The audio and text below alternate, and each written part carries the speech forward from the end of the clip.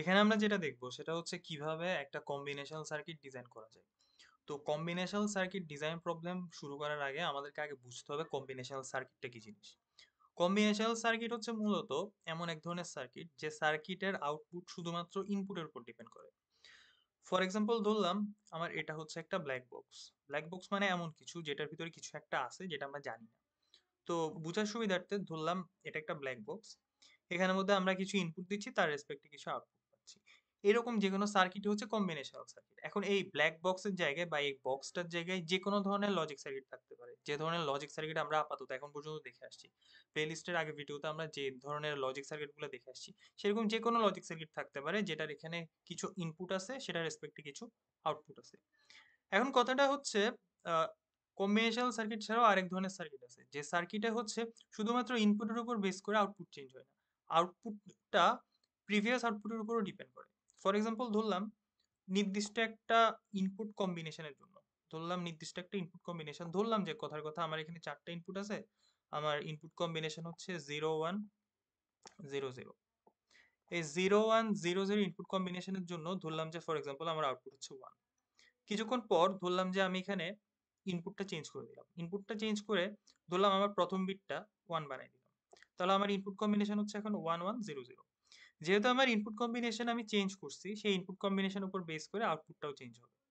এখন এক ধরনের সার্কিট আছে যেখানে হচ্ছে শুধুমাত্র ইনপুট না, আউটপুটের উপরও পরের আউটপুট ডিপেন্ড করে। ফর এক্সাম্পল শুরুতে যখন আমার ইনপুট ছিল 0 1 0 0, আমার আউটপুট ছিল 1।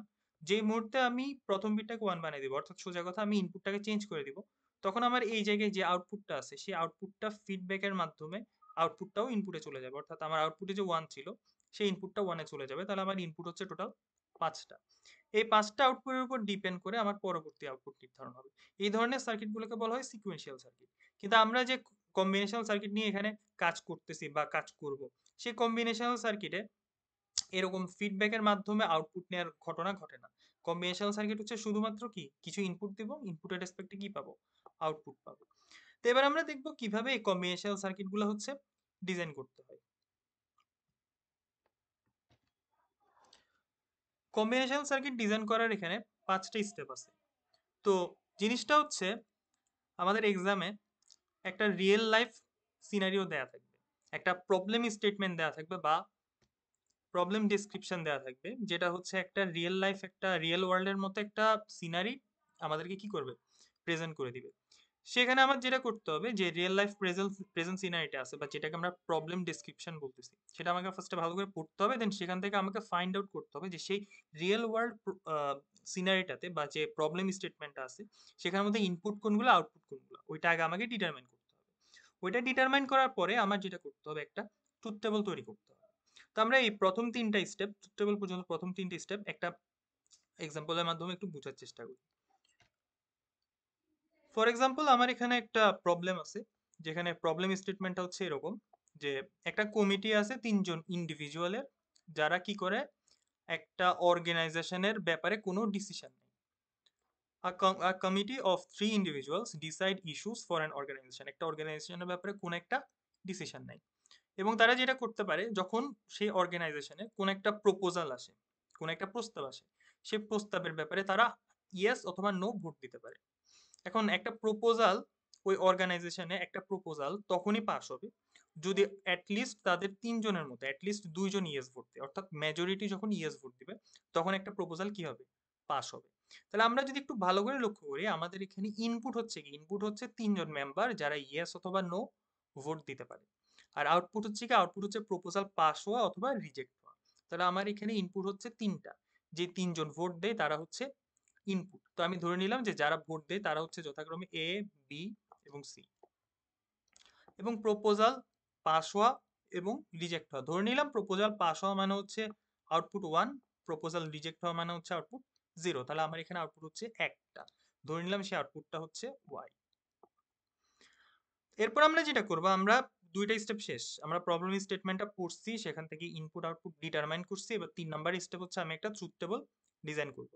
তো ট্রুথ টেবল ডিজাইন করার নিয়ম হচ্ছে কি, ট্রুথ টেবল ডিজাইন করার নিয়ম হচ্ছে ফার্স্টে আমি ইনপুটগুলোকে বসাবো। এই যে আমার এখানে 3টা ইনপুট আছে এ বি সি, এদেরকে আমি বসাইলাম এবং লাস্টে কি করবো, একটা আউটপুট বসাবো। এটা হচ্ছে আউটপুট। তো ইনপুট বসানোর নিয়ম হচ্ছে, আমরা যদি একদম প্লেলিস্টের একদম প্রথম ভিডিওটা, এভালুয়েশন অফ লজিক সার্কিট, ওই ভিডিওটা যদি দেখে থাকি, তাহলে আমরা যেটা জানি ইনপুট বসানোর নিয়ম হচ্ছে আমার লাস্ট যে ইনপুট সেখানে 0 1 0 1 এভাবে অল্টারনেট করে করে বসাইতে হয়, যে 0 1, তারপরে আবার 0 1, তারপরে আবার 0 1, তারপরে আবার 0 1, এভাবে অল্টারনেট করে করে বসাইতে হয়।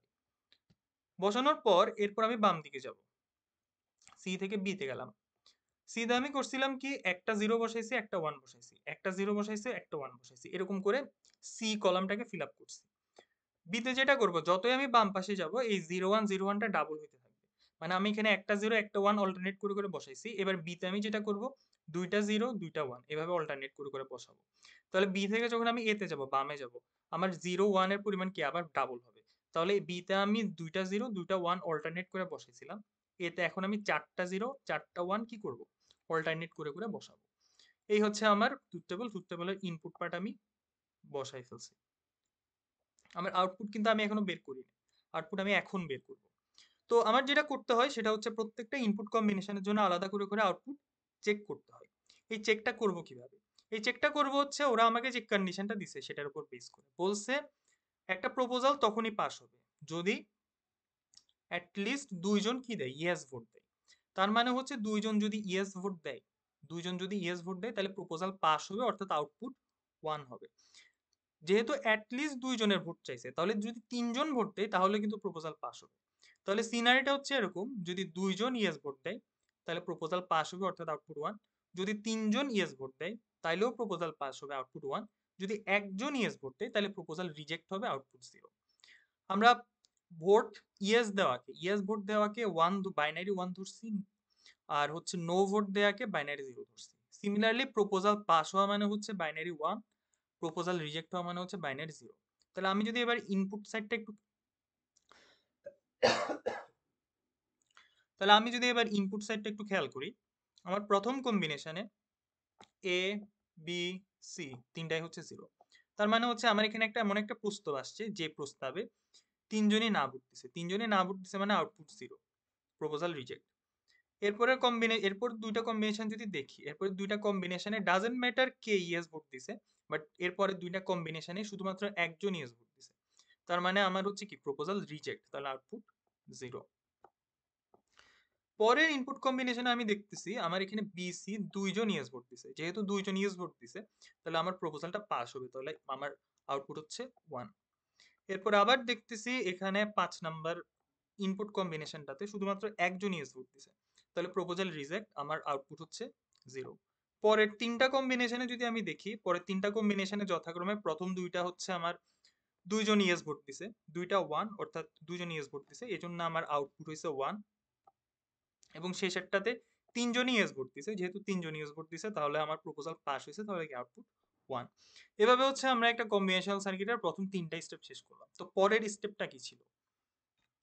আমাদের পরের স্টেপটা ছিল আমার যতগুলো আউটপুট আছে প্রত্যেকটা আউটপুটের জন্য একটা সিম্পলিফাইড বুলিয়ান এক্সপ্রেশন বের করতে হবে। আমি এখানে যে আউটপুট পাইছি, আমার এখানে আউটপুট একটা, আমার কম্বিনেশনাল সার্কিট ডিজাইনে আউটপুট একটাও হইতে পারে, মাল্টিপলও হইতে পারে। এই কোশ্চেনটাতে হচ্ছে আমার এই প্রবলেমটাতে হচ্ছে আমার আউটপুট একটা ছিল। তাহলে আমার যেটা করতে হবে, আমার 4 নাম্বার স্টেপ হচ্ছে সবগুলো আউটপুটের জন্য একটা একটা করে, যতগুলো আউটপুট আছে প্রত্যেকটার জন্য একটা করে করে আমার কি করতে হবে, একটা সিম্পলিফাইড বুলিয়ান এক্সপ্রেশন বের করতে হবে। আমার এখানে আউটপুট যেহেতু একটা, আউটপুট হচ্ছে শুধু ওয়াই, তাহলে ওয়াই এর জন্য আমার একটা সিম্পলিফাইড বুলিয়ান এক্সপ্রেশন বের করতে হবে, এবং সেটা করতে হবে কিসের মাধ্যমে, কেএমএফ এর মাধ্যমে। তো যাদের কেএমএফ সম্পর্কে আইডিয়া নাই তারা হচ্ছে আমার প্লেলিস্টে 3 ভেরিয়েবল কেএমএফ আর 4 ভেরিয়েবল কেএমএফ এর ভিডিওগুলো অবশ্যই দেখে আসো। তারপর হচ্ছে পরের স্টেপগুলো প্রসিড করো।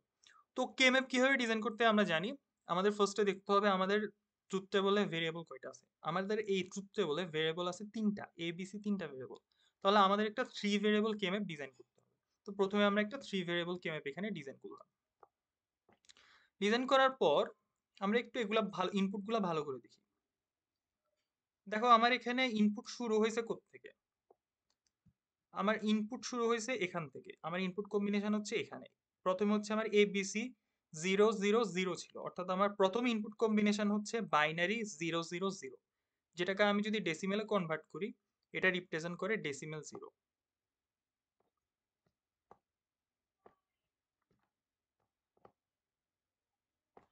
এরপরে ইনপুট কম্বিনেশনটা যদি দেখি, এটা হচ্ছে 001, অর্থাৎ বাইনারি 001।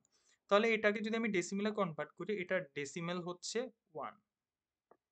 সিমিলারলি তারপরের ইনপুট কম্বিনেশন হচ্ছে ডেসিমেল 2, তারপরেরটা হচ্ছে ডেসিমেল 3, তারপরের ইনপুট কম্বিনেশন হচ্ছে ডেসিমেল 4, তারপরে ইনপুট কম্বিনেশন ডেসিমেল 5, তারপরেরটা ডেসিমেল 6, তারপরেরটা হচ্ছে ডেসিমেল 7। আমার কে ম্যাপের মধ্যে এই প্রত্যেকটা ডেসিমেল ভ্যালুর জন্য প্রত্যেকটা ডেসিমেল ভ্যালু রিপ্রেজেন্ট করতেছে আমার ইনপুটকে। এই কে ম্যাপের এই 0 1, তারপরে হচ্ছে 2, তারপর হচ্ছে এখানে 3 4 5 6 7 যে ভ্যালুগুলো আসলে কে ম্যাপে আছে, এগুলো প্রত্যেকটা ডিপেন্ড করতেছে আমার এই ট্রুথ টেবিলের ইনপুট সাইডের যে বাইনারি ভ্যালু আছে সেটার কারাসপন্ডিং ডেসিমেল ভ্যালুকে। তাহলে এগুলো প্রত্যেকটার জন্য আমার ট্রুথ টেবিলে আউটপুট কত সেটা আমার এই জায়গায় 0 বা 1 আকারে বসাইতে হবে। তো আমি যদি একটু ভালো করে দেখি, আমার ট্রুথ টেবিলে এখানে ইনপুট কম্বিনেশন যখন 0 0 0 ছিল, অর্থাৎ ডেসিমেল 0 ছিল, আমার আউটপুট আসছে 0। যখন আমার ইনপুট কম্বিনেশন ছিল 0 0 1, অর্থাৎ ডেসিমেল 1, তখন আমার আউটপুট 0। যখন আমার ইনপুট কম্বিনেশন হচ্ছে 0 1 0, তাহলে আমার আউটপুট আসছে 0। অর্থাৎ আমার ইনপুট কম্বিনেশন যখন 0 1 0 মানে ডেসিমেল 2, তখন আমার আউটপুট 0। তাহলে আমি যথাক্রমে এখানে 0 কে ম্যাপের মধ্যে 0 1 2 তিনটা পজিশনে কি বসাবো, 0 বসাবো। পরবর্তীতে আমি দেখতেছি যখন আমার ইনপুট কম্বিনেশন 0 1 1, অর্থাৎ ডেসিমেল 3, তখন আমার আউটপুট আসছে 1। তাহলে আমার কে ম্যাপে যে জায়গায় 3 আছে সেখানে আমার বসবে হচ্ছে কত, 1 বসবে। তাহলে দেখো কে ম্যাপে আমার এই জায়গায় বসছে 1। একইভাবে আমি 4 5 6 7 প্রত্যেকটা পজিশনের কারেসপন্ডিং আউটপুটটাকে কে ম্যাপ বসাবো। এরপর আমার কে ম্যাপ যেভাবে সলভ করতে হয় ওভাবে আমি সলভ করব। তো ওভাবে যদি আমি সলভ করি, সলভ করার পর দেখা যাবে আমার এখানে তিনটা টার্ম আসছে। এই তিনটা টার্ম হচ্ছে যথাক্রমে A B, B C, C এ। তাহলে এটাই হচ্ছে আমার সিম্পলিফাইড বুলিয়ান এক্সপ্রেশন। তাহলে আমাদের এখানে যে স্কিমটা, যে এ বি সি তিনজন মেম্বার হচ্ছে ভোট দিবে, ইয়েস অথবা নো ভোট দিবে। ইয়েস মানে হচ্ছে বাইনারি 1, নো মানে হচ্ছে বাইনারি 0, এবং সেটার রেসপেক্টে একটা প্রপোজাল কি হবে, পাস হবে। সেই প্রপোজাল পাস হওয়া বা রিজেক্ট হওয়াকে আমরা ওয়াই দিয়ে ডিনোট করতেছি। তাহলে আমরা এই এ বি সি ওদের ইয়েস বা নো ভোটের রেসপেক্টে আমরা এখানে কি করতে পারবো, এই এক্সপ্রেশনের মাধ্যমে তাদের একটা প্রপোজাল পাস হচ্ছে নাকি রিজেক্ট হচ্ছে সেটা আমি বের করতে পারবো। এরপর আমাদের ফাইনাল স্টেপ যেটা 5 নাম্বার স্টেপ যেটা, সেটা হচ্ছে আমাদের আলটিমেটলি কম্বিনেশনাল সার্কিটটা ড্র করতে হবে।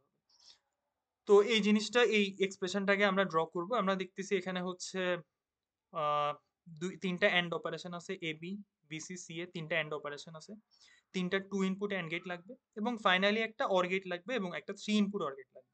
তাহলে এইভাবে হচ্ছে আমরা কি করে ফেলবো, লজিক সার্কিটটাও ড্র করে ফেলবো। তো এটাই হচ্ছে আমাদের কম্বিনেশনাল সার্কিট ডিজাইন প্রবলেম।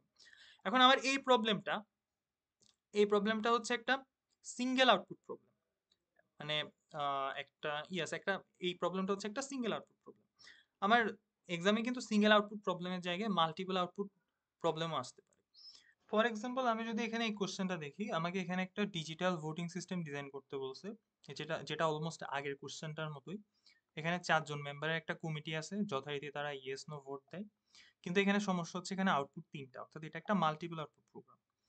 তো মাল্টিপল আউটপুট প্রবলেমটাতে আমরা দেখতেছি তিনটা আউটপুট আছে, একটা এম, আরেকটা হচ্ছে টি, আরেকটা হচ্ছে ইউ।